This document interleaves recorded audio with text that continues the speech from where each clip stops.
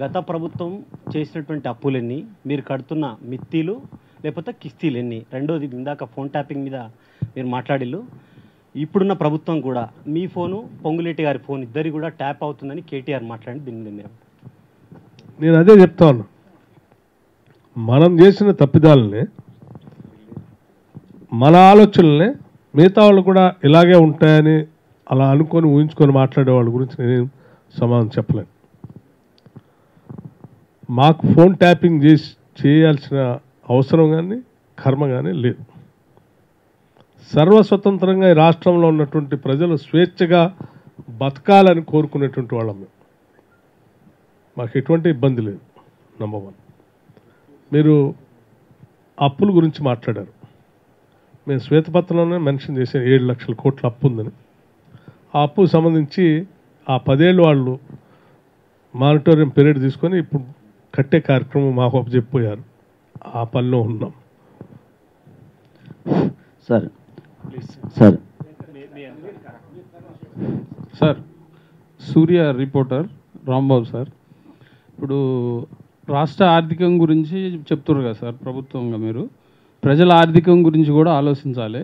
ఇప్పుడు విద్యా వ్యవస్థ రాబోయే సీజన్ స్టార్ట్ అవుతుంది సార్, స్కూల్స్ ఖాళీ ఎండ్ అయ్యి. సో ఫీజులు అనేవి విపరీతంగా పెరిగిపోతున్నాయి. మొత్తం ప్రైవేటైజేషన్కి ఒత్తాస పెరుగుతున్న ప్రభుత్వంగా గత ప్రభుత్వాలను చూసినాం. మీరు కూడా అదే దారిలో పోతారా? ప్రజలను ఏమన్నా స్కూల్ ఫీజులు కానీ కాలేజ్ ఫీజులు తగ్గించే ప్రయత్నం కూడా మీరు ఏమైనా చేస్తారా? ఇంకొకటి సార్, విద్యుత్తును పక్క రాష్ట్రాల నుంచి కొంటున్నాం. ఇప్పుడు కరువు ఇలాగే కొనసాగితే రాబోయే రోజుల్లో నీటిని కూడా కొనాల్సినటువంటి రోజులు వస్తాయా? ఈ రెండింటికి మీ అభిప్రాయం ప్రభుత్వం తరఫున? మిత్రమా, ముందుగా ఎడ్యుకేషన్ సంబంధించి నేను చాలా స్పష్టత ఇవ్వదలుచుకున్నాను. మా ప్రభుత్వానికి అత్యంత ప్రాధాన్యత రంగంగా విద్య, వైద్యం.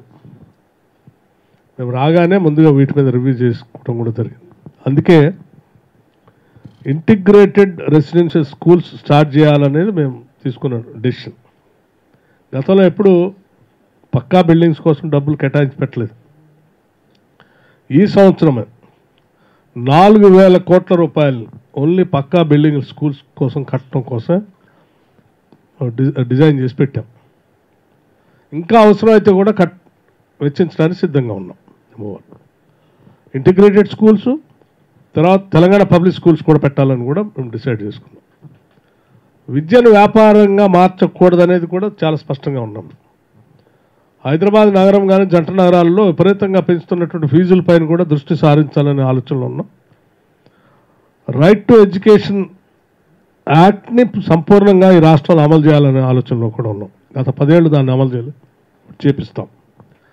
ఫీజుల నియంత్రణకు సంబంధించి కూడా మేము అధికారులకు చాలా స్పష్టంగా ఇప్పటికే ఒక సందేశం ఇచ్చాం వారికి.